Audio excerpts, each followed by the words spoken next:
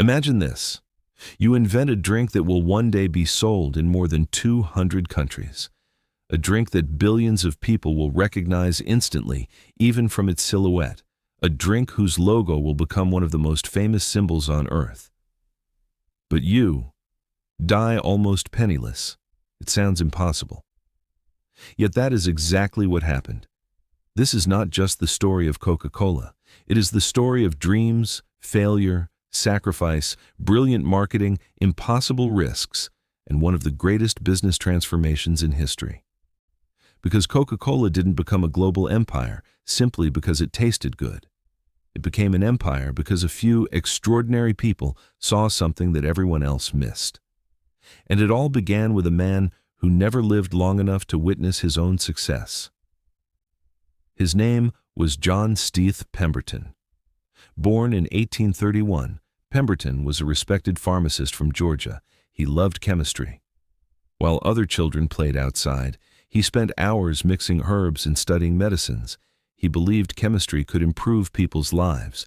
No one knew that this curiosity would eventually change the beverage industry forever. Then came the American Civil War. Like thousands of others, Pemberton joined the Confederate Army. During one of the battles, he suffered a devastating sword wound to his chest. The injury changed his life forever. The pain never truly disappeared. Doctors prescribed morphine. At first, it seemed like a miracle. The pain faded. But soon, another battle began. Pemberton became addicted. He desperately wanted to escape his dependence. As a pharmacist, he understood exactly how dangerous addiction could become. Instead of giving up, he made a decision. If medicine had trapped him, perhaps chemistry could also set him free. For years, he experimented with different ingredients: leaves, roots, herbs, natural extracts, sweet syrups, everything that might create a healthier tonic capable of lifting energy and improving mood without relying on dangerous drugs. Most experiments failed. Some tasted terrible. Others simply didn't work. Friends quietly began believing he was wasting his time. But great inventions rarely arrive on the first attempt. They are born from hundreds of failures that nobody remembers. Then, in 1886, something extraordinary happened. Pemberton created a dark caramel-colored syrup unlike anything he had made before. He carried it to Jacob's Pharmacy in Atlanta. The syrup was mixed with cold water and offered to customers. The response was average. People liked it. But nobody rushed back for more. Then, fate intervened. According to the popular story, one of the pharmacy employees accidentally mixed the syrup with carbonated water instead of regular water. The drink immediately came alive. Tiny bubbles danced through the glass. The aroma became stronger. The taste became smoother and more refreshing. Pemberton took a sip. Everything changed. He wasn't looking at medicine anymore. He was looking at something completely different, something the world had never tasted before. At that moment, Coca-Cola was truly born, not because of a perfect business plan, not because of millions of dollars, but because of curiosity. And a simple accident that no one could have predicted. The name itself was just as unusual as the drink.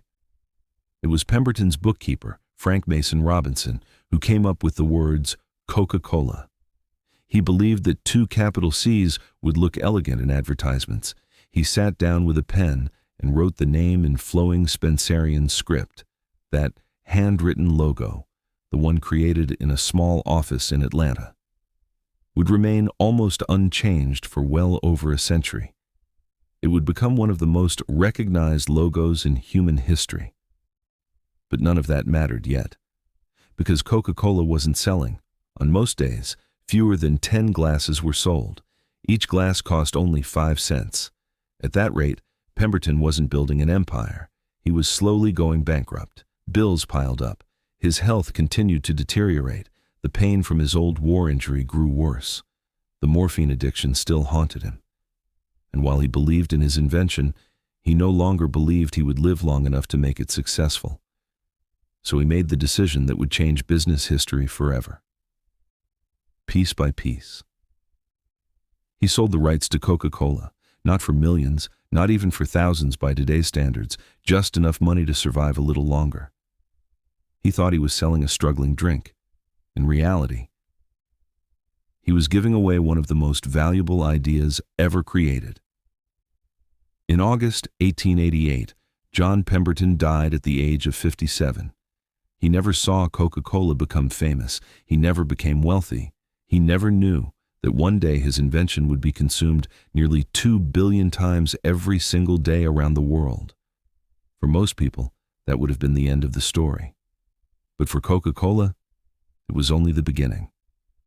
Because somewhere else in Atlanta, another man was quietly watching. Unlike Pemberton, he wasn't a chemist. He wasn't trying to invent new formulas. He was thinking about something far more powerful: marketing. His name was Asa Candler. While most people saw Coca-Cola as another pharmacy tonic, Candler saw something entirely different. He saw a brand. He gradually purchased the remaining rights to Coca-Cola until he controlled the company.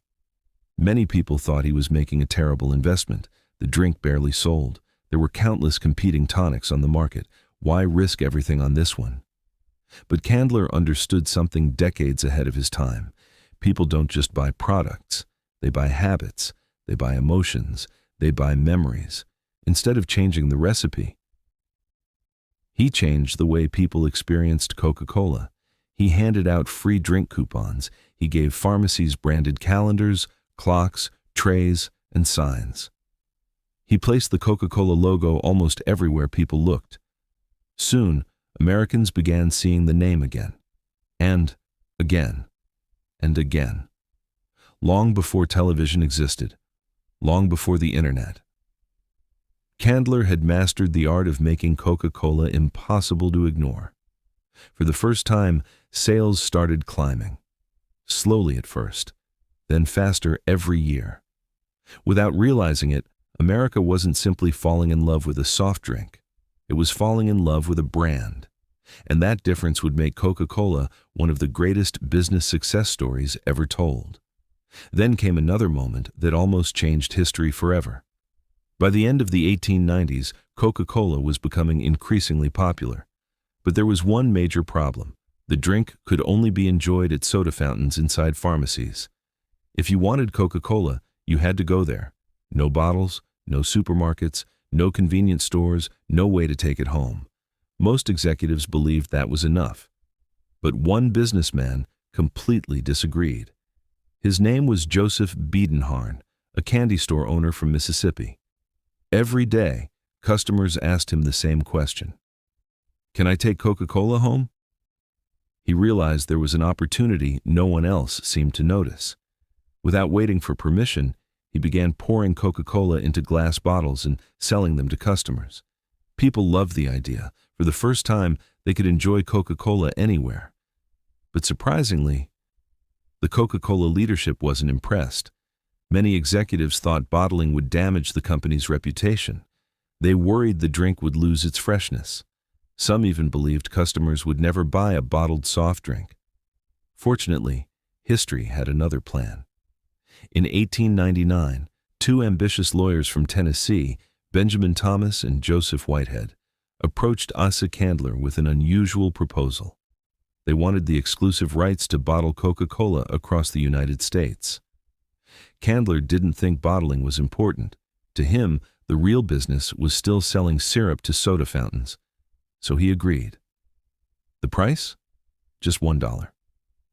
$1. One of the greatest business deals in history was signed for less than the cost of dinner today. Thomas and Whitehead immediately began building a nationwide bottling system. Instead of opening hundreds of Coca-Cola factories themselves, they licensed independent bottlers across America. It was a revolutionary idea. Coca-Cola didn't need to own every factory.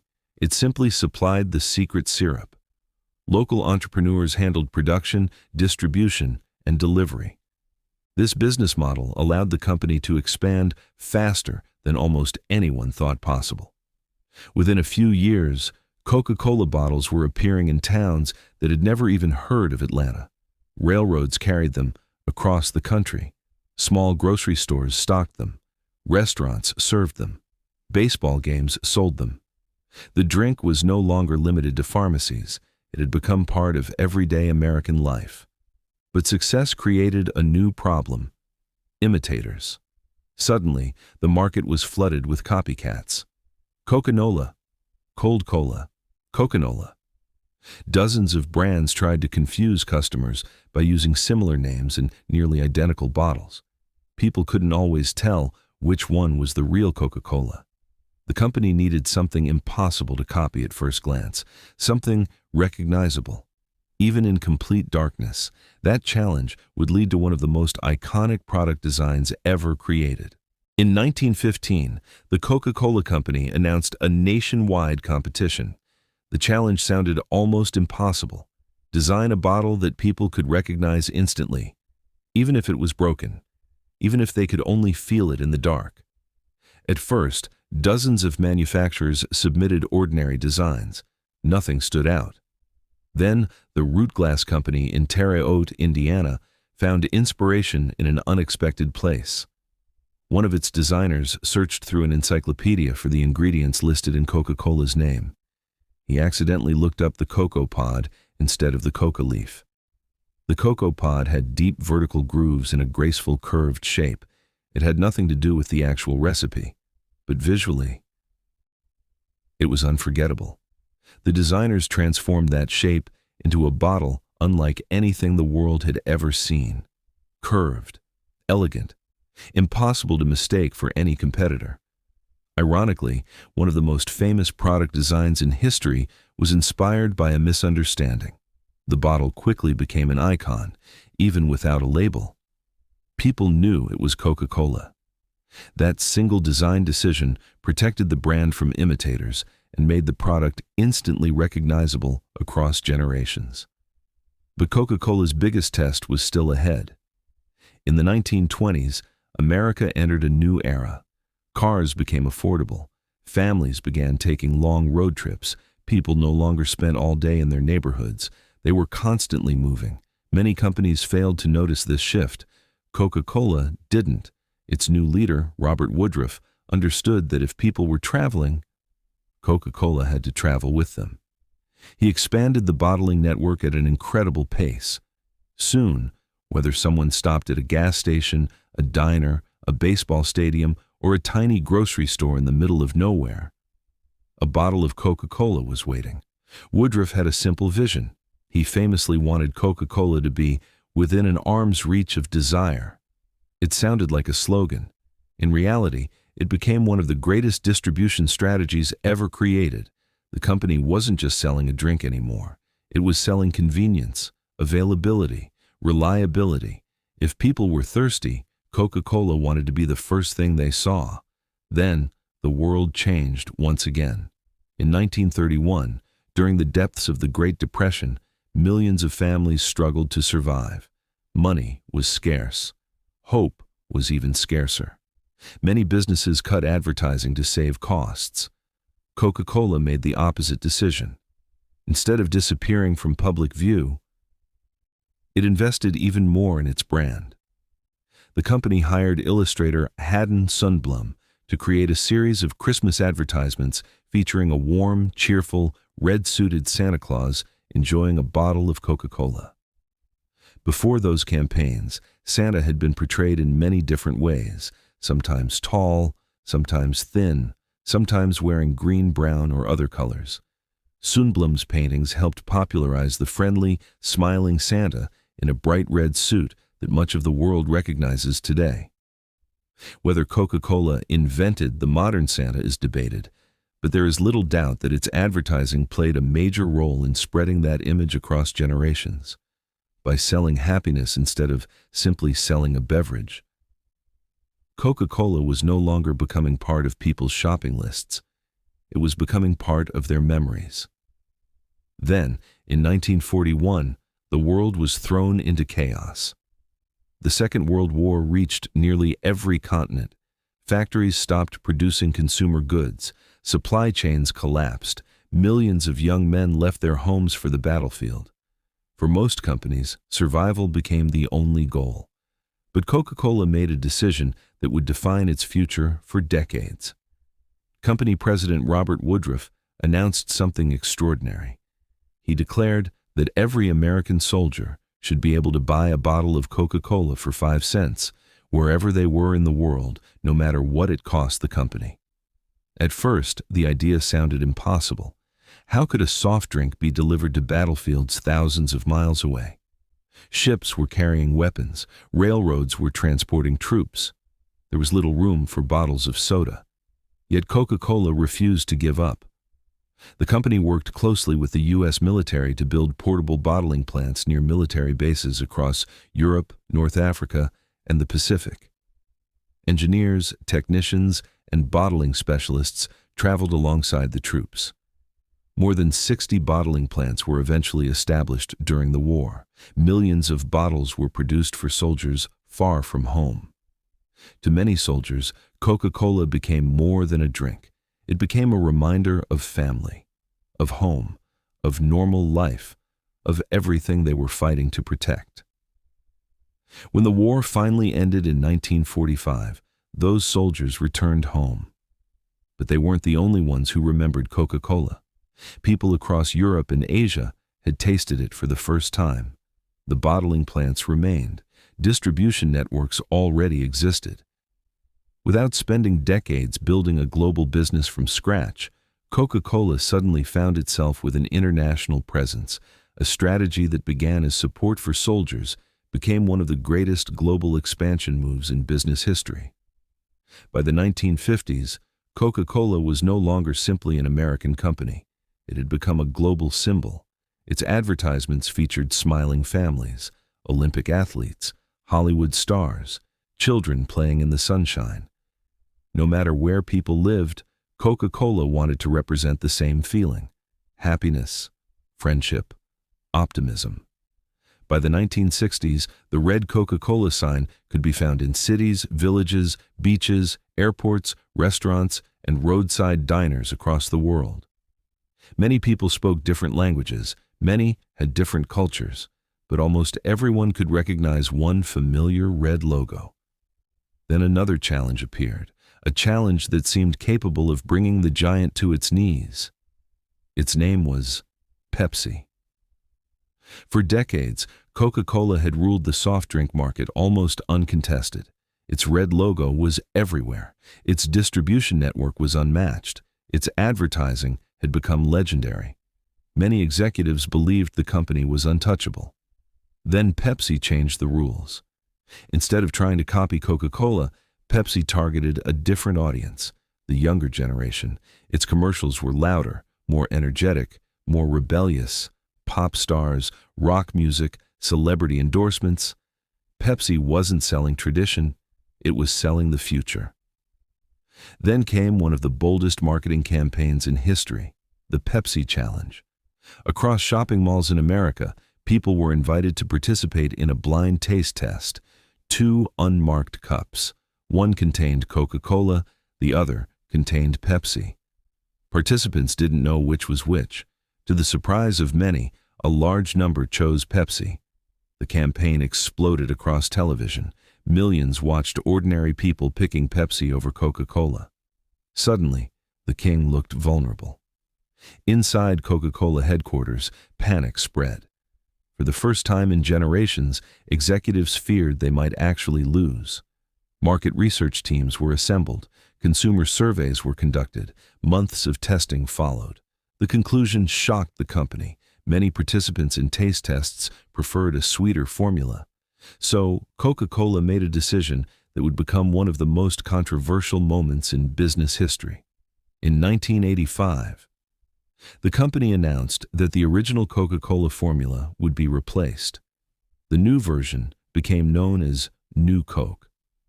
Executives believed they had created the perfect drink. The research supported it.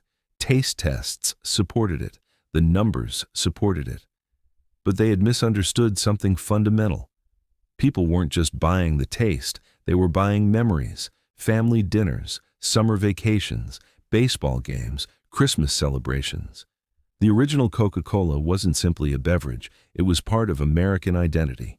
The reaction was immediate. Customers flooded the company with angry letters. Thousands called customer service every day.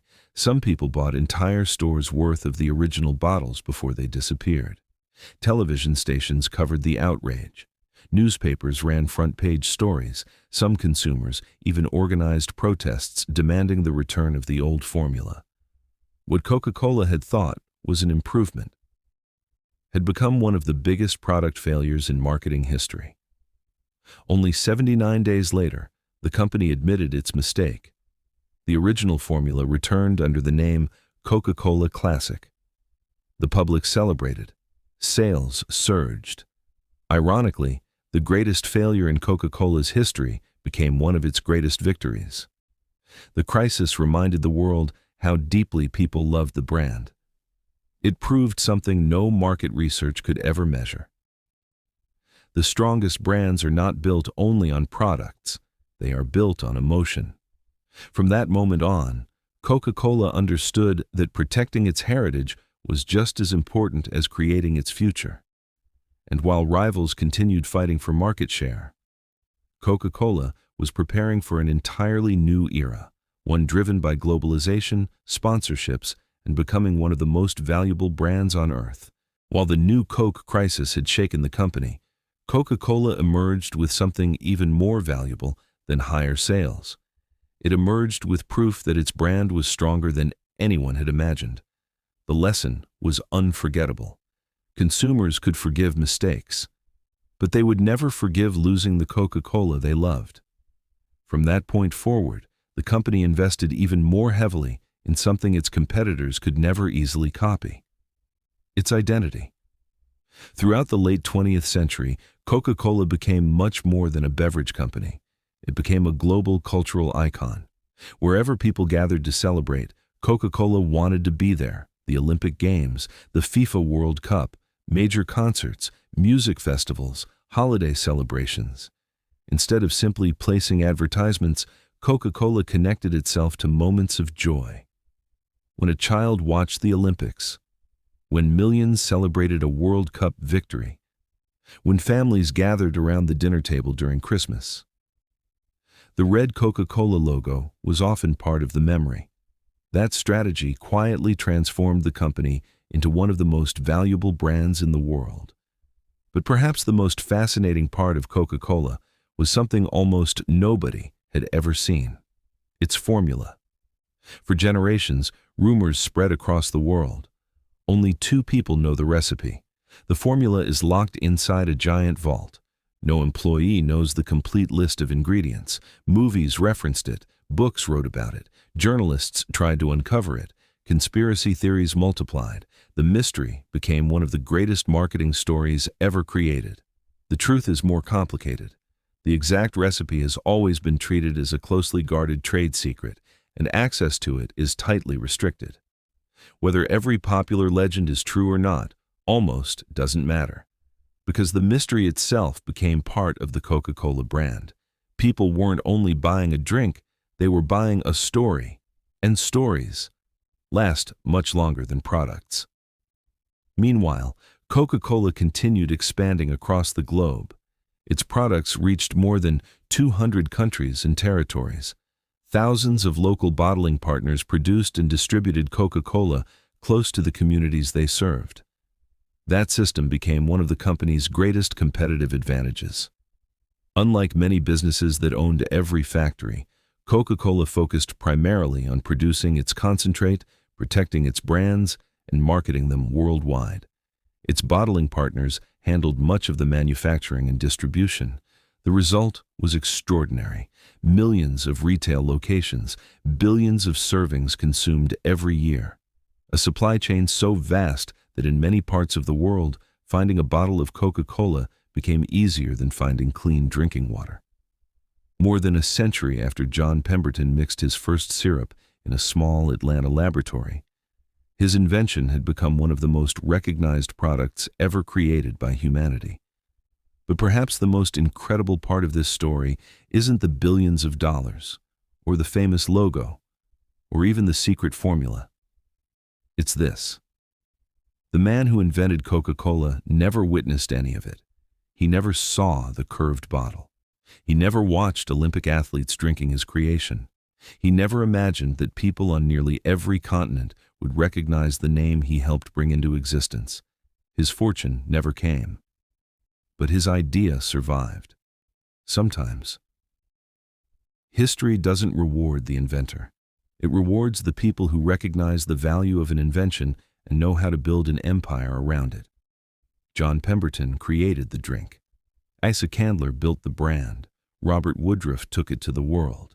Together, across generations, they transformed a small pharmacy tonic into one of the greatest business empires in history. And perhaps that is the biggest lesson Coca-Cola teaches us. A great product can change a life. A great brand can change the world. The companies that endure for generations rarely win because they have the best product alone. They win because they create trust, emotion, memory, and a story that people never forget. That is why, more than 140 years after a pharmacist searched for a cure in a tiny laboratory, the red Coca-Cola logo still stands as one of the most powerful symbols of business success the world has ever known.